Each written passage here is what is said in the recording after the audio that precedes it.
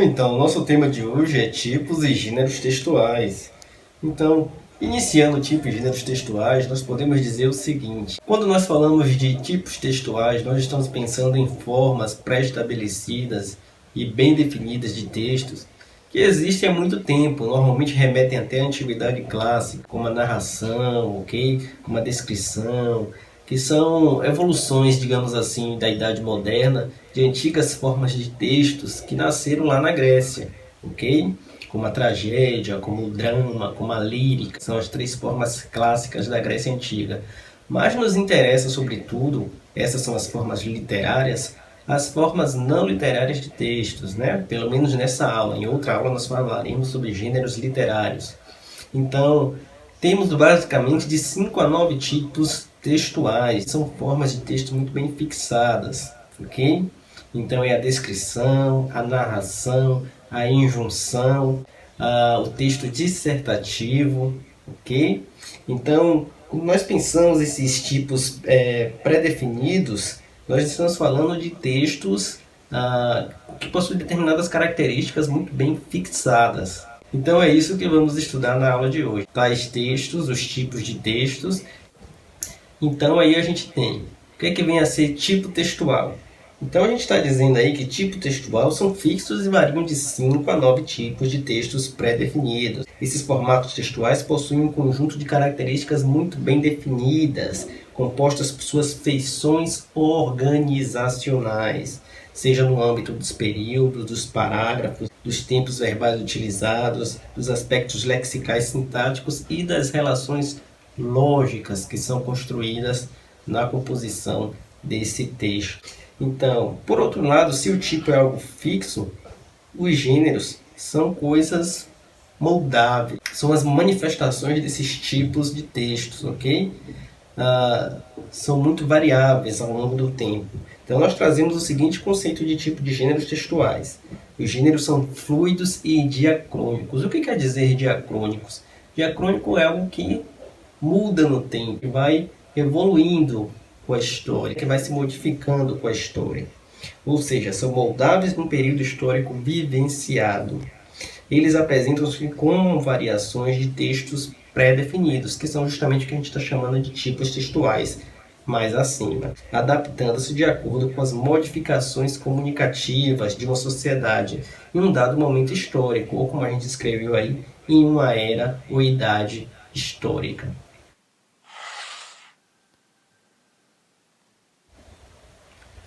Então, como falamos, 5 são os grandes tipos textuais, ok? Nós vamos passar por cada um deles, analisando as principais características e ver como o identificamos. Então, falamos que podem ser até 9, mas na verdade são 5 grandes tipos textuais pré-estabelecidos e pré-definidos que comumente se estuda e que são cobrados nos exames, concursos, etc., ok? Nas avaliações da vida, que são a narração, a descrição, a dissertação, a injunção e a exposição, que se combinando e dando origem a novos formatos vai gerar os diversos gêneros textuais que nós temos e vamos estudar a partir de agora.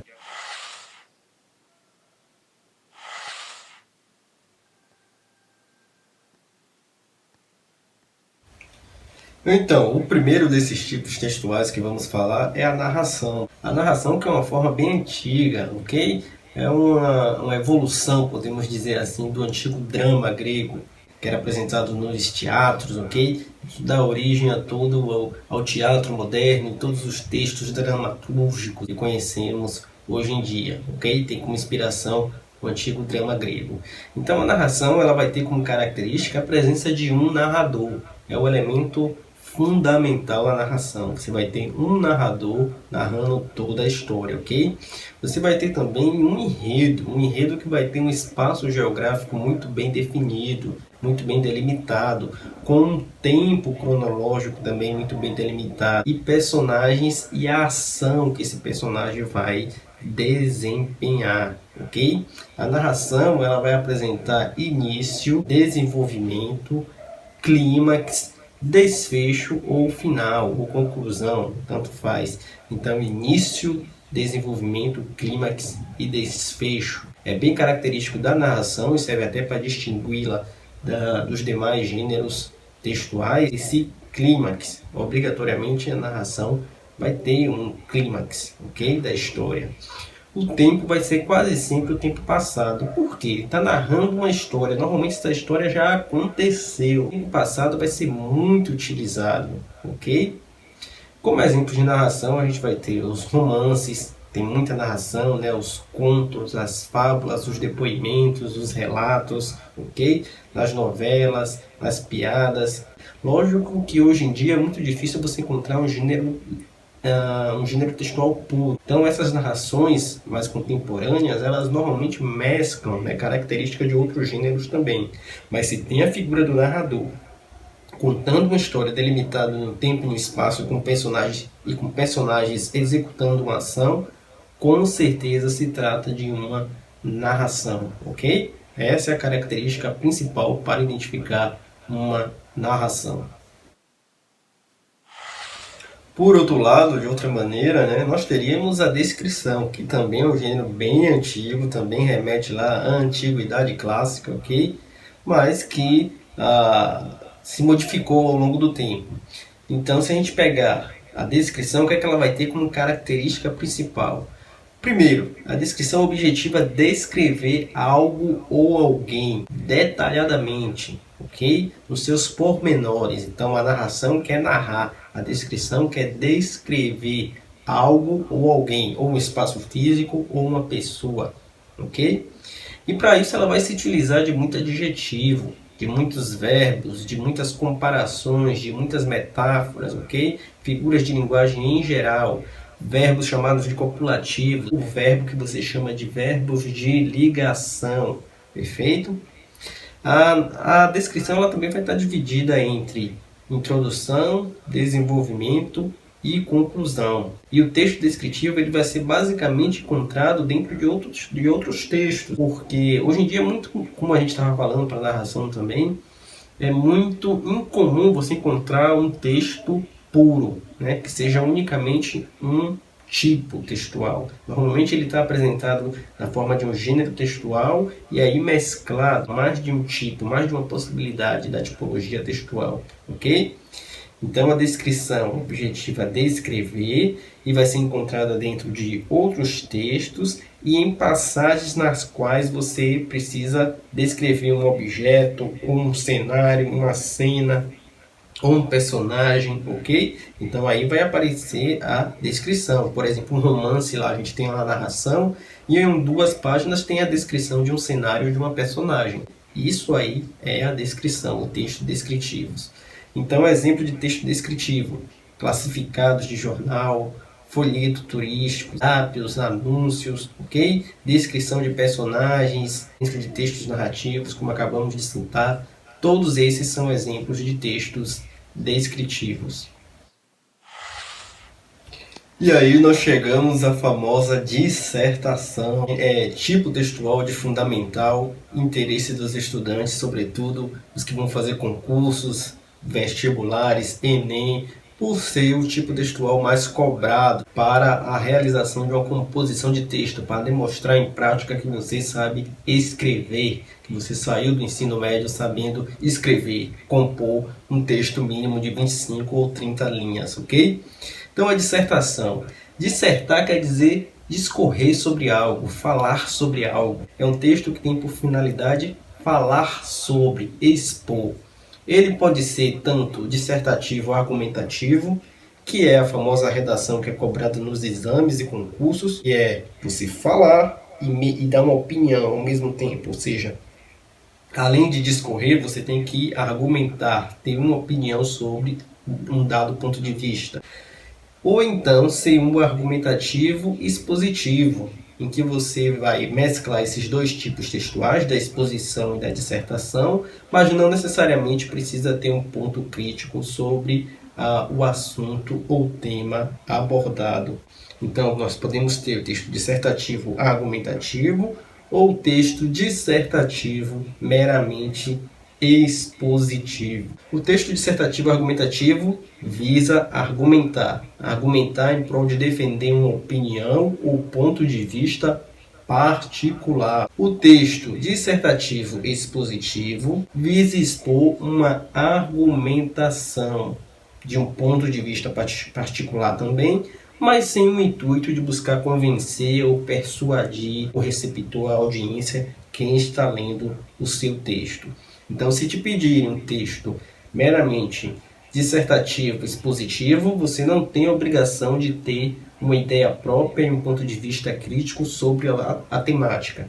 Mas se te pedirem uma dissertação argumentativa, aí sim, você além de dissertar, você tem que expor um ponto de vista particular seu, de análise, e de senso crítico, demonstrando senso crítico sobre a temática do texto.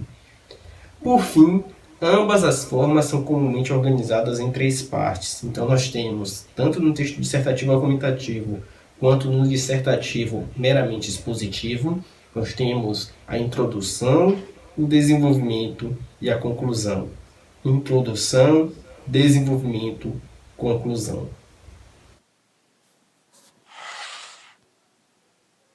Temos ainda a injunção, os famosos textos com finalidade didática, com finalidade de ensinar um passo a passo, de didaticamente mostrar como fazer algo, ok?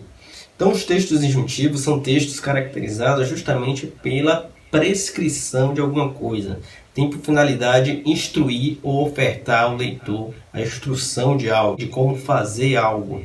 Então utilizam verbos no imperativo, no infinitivo, no presente do indicativo, são os tempos verbais comumente empregados quando a gente usa os textos de tipo injuntivos.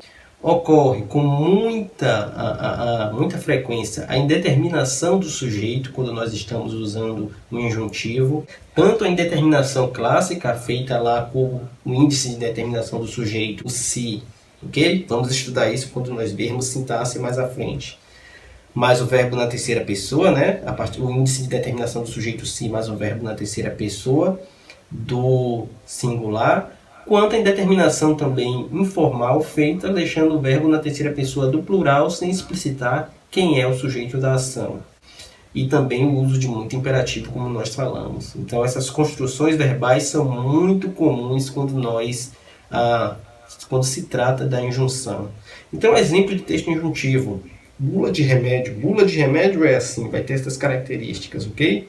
Bula de remédio, código de trânsito, manual de instrução, livros didáticos, ou seja, todo aquele tipo textual que tem por finalidade instruir. E por fim, das 5 tipologias textuais que apresentamos, dos textos comumente estudados e empregados, nós temos a exposição.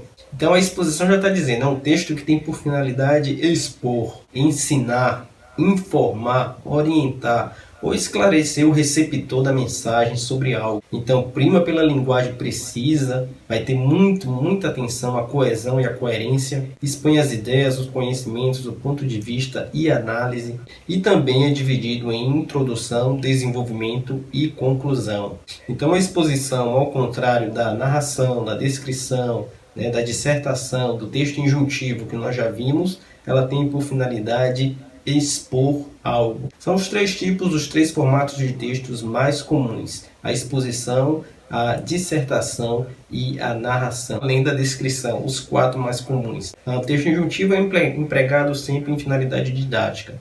Então, a exposição se junta com a dissertação para formar o texto dissertativo expositivo, que em algumas ocasiões é o que é cobrado em concursos e em exames vestibulares, Enem, etc.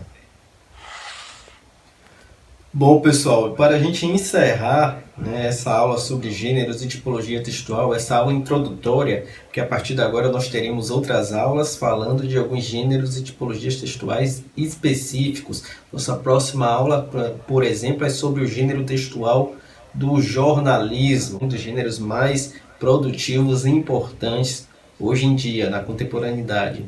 Então, para nós encerrarmos esse papo sobre gêneros textuais e tipologia textual, vamos deixar um recadinho. Esses gêneros e essa tipologia não são estanques. Como eu falei, todos os dias estão nascendo gêneros novos, sobretudo com essa comunicação móvel. Então, se liguem no que eu escrevi. A produção textual falada e, sobretudo, escrita cotidiana compõe-se de mesclas de tipos e gêneros textuais vários, possibilitando uma rica e eficiente gama de possibilidades de comunicação social por meio da língua, né? Assim, diariamente, tipos e gêneros textuais são utilizados e reinventados, sobretudo na produção textual escrita. Ok?